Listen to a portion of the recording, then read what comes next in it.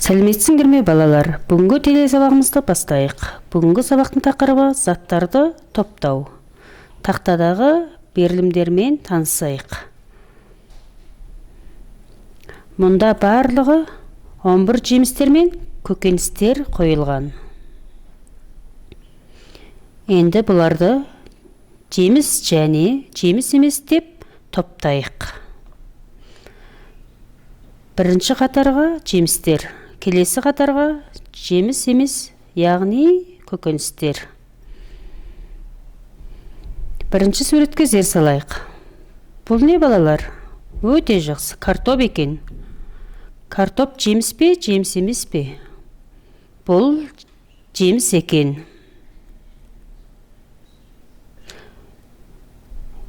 Екінші суретке қарайық. Мұнда не бар екен? Өте жақсы, бұл алма екен. Алма жеміс екен. Үшінші суретке қараңдар. Үште не бар екен? Үште пияз екен. Бұл жеміс емес. Төртінші сурет. 4 банан екен. Банан жеміс екен. Қырыққабат. Қырыққабат не екен? Жеміс пе, жеміс емес пе? Қырыққабат көкөніс екен. Алтыншы сурет. Қарбыз. Қарбыз жеміс пе, жеміс емес пе? Бұл жеміс екен. Жетінші суретке зер салайық. 7 қызанақ. Қызанақ жеміс емес. 8-ші суретке зер салайық. 8 қияр екен. Қияр жеміс пе, жеміс емес пе? Өте жақсы, қияр жеміс емес екен. 9 бүлдірген. Бұл жеміс. 10. Онда сәбіз екен. Сәбіз көкөніс. Жеміс емес. 11-ші нөмірде көкжидек. Көкжидек жеміс екен. Біз берілген берілімдерді кестеге жеміс және жеміс емес деген қасиетімен топтадық. Барлығы неше жеміс бар екен? Өте жақсы, мұнда 5 жеміс бар екен. Ал жеміс емес 6 екен. Жеміс және жеміс емес қасиетімен топтағандықтан енді жасыл түсті және жасыл түсті емес деген қасиетімен топтайық. Мына кестеге жасыл түсті жеміс, ал мұнда жасыл емес жемістерді топтайық. Мұнда жемістерден жасыл емес қандай жеміс бар екен? Алма. Алма жасыл емес. Басқа. Банан жасыл емес, сары екен. Және бүлдірген. Жасыл емес екен. Және көкжидек. Көкжидек жасыл емес. Көкжидектің сабағы жасыл болғанмен өзі жасыл емес екен. Мұнда назар аударайық. Олай болса жасыл түсті жеміс қандай жеміс екен? Өте жақсы, жалғыз қарбыз жасыл түсті жеміс екен. Жасыл емес жеміске алма, банан, бүлдірген, көкжидек сияқты жемістер кіреді екен. Енді барлығымыз жеміс емес көкөністі жасыл және жасыл емес түсімен ажыратайық. Картоп жасыл ма, жасыл емес пе? Өте жақсы, картоп жасыл емес. Пияз. Пияз тағы жасыл емес екен. Қызанақ та жасыл түсті емес екен. Қырыққабат жасыл түсті екен, не балалар? Және қияр жасыл түсті екен. Ал сәбіз қызыл сары түсті болғандықтан жасыл емес. Картоп, пияз, қызанақ, сәбіз жасыл емес. Тағы жеміс те емес екен. Ал қырыққабат қияр екеуі жасыл түсті. және жеміс емес екен. Біз осылай кестеде топтадық. Жеміс пе, жеміс емес пе деген бір қасиетпен топтадық. Жасыл түсті, жасыл емес деген екінші қасиетімен топтадық. Енді бірге сопақша дөңгелекке топтайық. Мұнда мұғалімдердің нөмірлерін жазып қойған. Енді мына дөңгелекке жемістердің нөмірін жазамыз. Бірінші жеміс не жеміс емес пе? Жеміс емес болғандықтан бұл дөңгелектің ішіне кіре ме? Кірмейді. 2 алма. Алма жеміс, сондықтан 2 қайтеді балалар. Дөңгелектің ішіне кіреді екен. Енді 3. Неменеді балалар? Жеміс пе? Дөңгелекке жазамыз ба? Нөмірін өте жақсы жазбайды екен біз. Неге десек, бұл жеміс емес. Ал 4. 4 банан жеміс екен. Ал 5.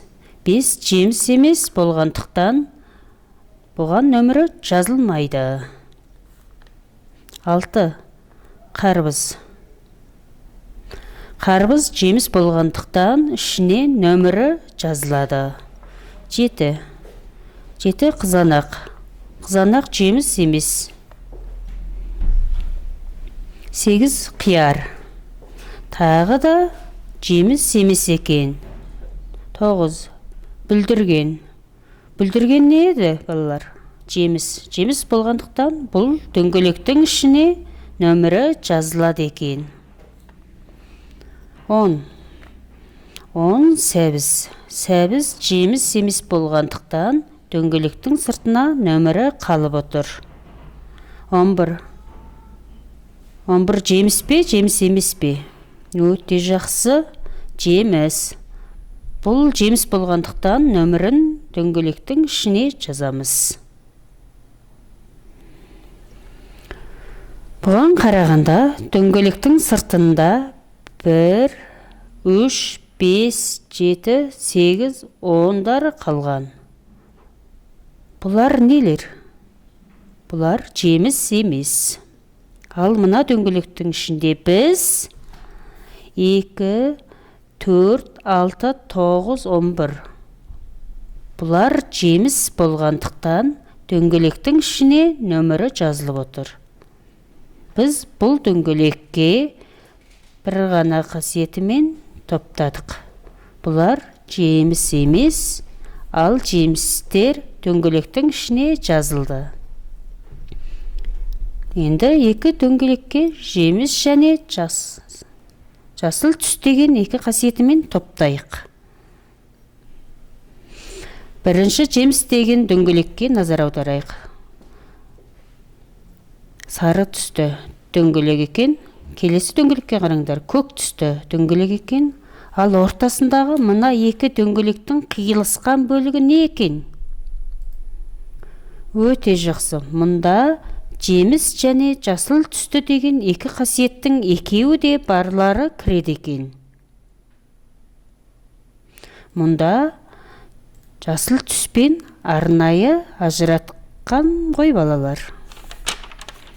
Енді барлығымыз жазып көрейік. Бірде жеміс және жасыл түс деген қасиет бар ма, балалар? Жоқ екен. Онда біз бұл жерге жазамыз ба? Жазбайды екенбіз. Ал 2. 2 не еді, балалар? 2 жеміс. 3-ке қарайық.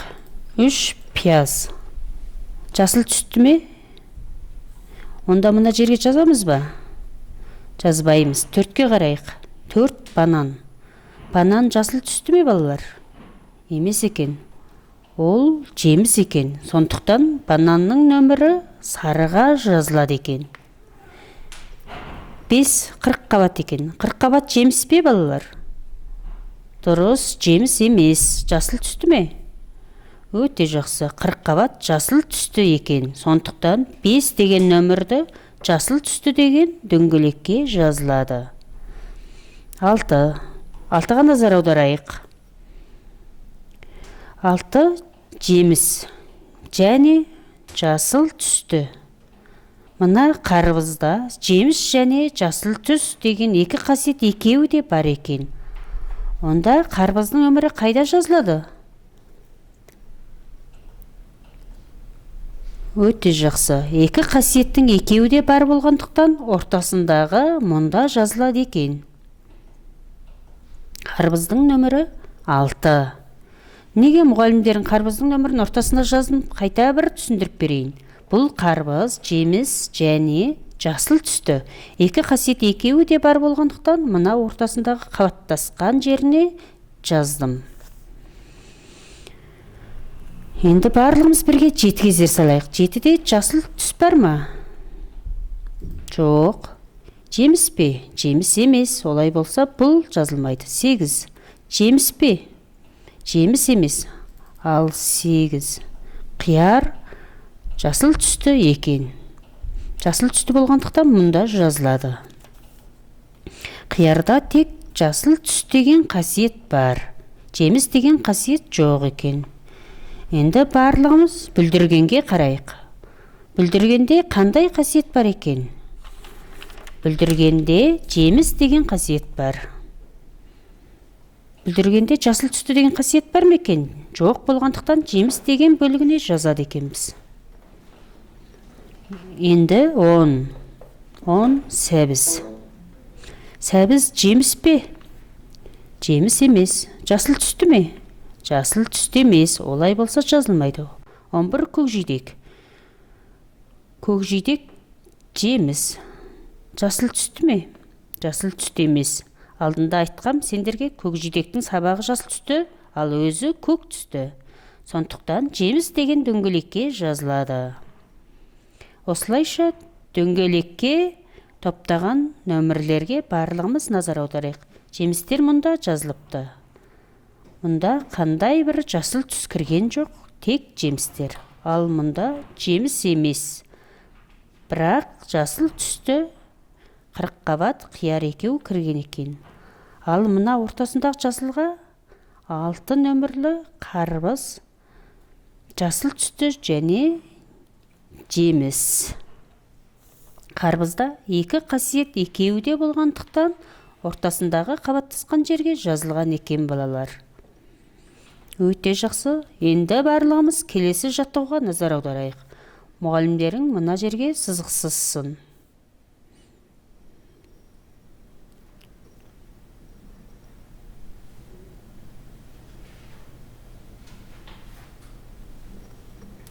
Бір доп,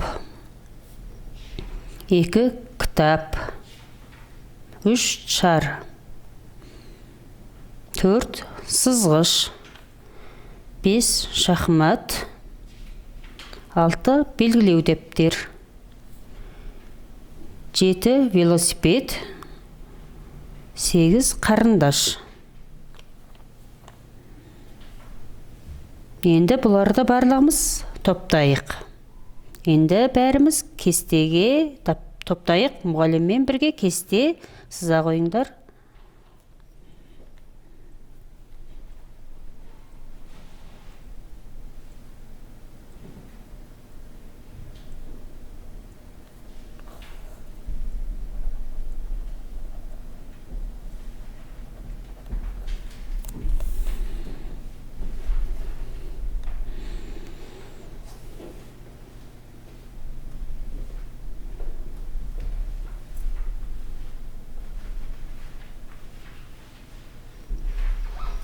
Қандай қасиетпен топтаймыз дегенде, ойыншық деген қасиетпен. Ал мұнда ойыншық емес. Енді бірге нөмірлерін жазайық. Бір доп. Доп ойыншық па, ойыншық емес пе? Өте жақсы. Бұл ойыншық екен. 2 кітап екен.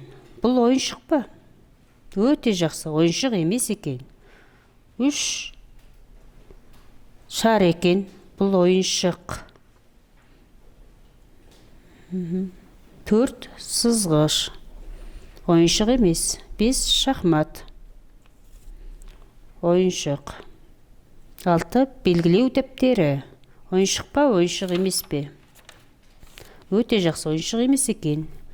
7 велосипед. Бұл ойыншық деген қасиетке жатады. 8 қарындаш ойыншық емес. Сабақ құралы болады. Енді 8 берілімді сары түс кірген, сары түс кірмеген деген екі қасиетпен топтайық. Бұл ойыншықтарда сары түс кірген бе, жоқ па дегенді бірге топтайық. Сары түс кірген болса, мұнда белгілейміз, сары түс кірмеген болса, астыңғы кестеге белгілейміз. Бір топқа қарайық. Топта сары түс бар ма екен, балалар? Бар екен. Сары түс кірген ойыншық екен. 3 ойыншық. Бірақ сары түс бар ма екен? Сары қызыл екен. Сондықтан сары түс кірмеген деген кестеге қояйық. 5 шахмат. Мына шахматқа сары түс кірген екен. Сондықтан сары түс кірген деген көзде қалады. 7 велосипед. Мына велосипедте сары түс кірмепті. Сондықтан мұнда қоямыз. Сары түс кірмеген, бірақ ойыншық. Ойыншық емес дегенге қарайық. Сары түс кірген кірмегенмен ажыратайық. 2 кітап. Математика кітапта сары түс кіріпті.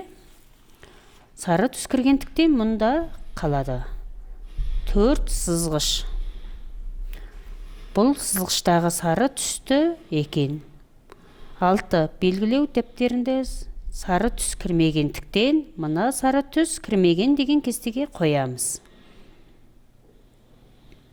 8 мына қарындаш сары түсті екен. Сондықтан сары түс кірген және ойыншық емес деген кестеде қалады. Енді барлығымыз дөңгелекке мына 8 бейнені топтайық. Дөңгелекке ойыншық деген қасиетпен топтайық. 1 ойыншық болғандықтан нөмірі дөңгелектің ішіне жазылады екен. 2 ойыншық емес, сондықтан дөңгелекке кірмейді. 3 ойыншық дөңгелекке кіреді, ойыншық болғандықтан. 4 сызғыш. Бұл ойыншық емес, сондықтан дөңгелекке жазылмайды. 5 ойыншық болғандықтан дөңгелекке жазылады. 6 белгілеу дәптер.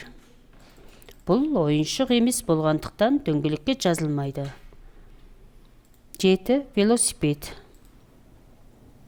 Бұл ойыншық. 8 қарындаш. Бұл ойыншық емес. Осылайша біз бұл 8 бейнені дөңгелекке топтап жаздық. Бірақ қандай қасиетпен топтадық? Дегенде ойыншық дөңгелектің сыртында не қалды, балалар? Өте дұрыс, ойыншық емес заттардың нөмірлері қалыпты. Ал дөңгелектің ішінде ойыншықтардың нөмірлері жазылыпты. Өздерің денелей орындаңдар, балалар. Оқулықтың 14 беті нөмір 53-56. Сабаққа белсенді қатысқан балалар, сендерге рахмет. Келесі сабақта кездескенше сау болыңдар.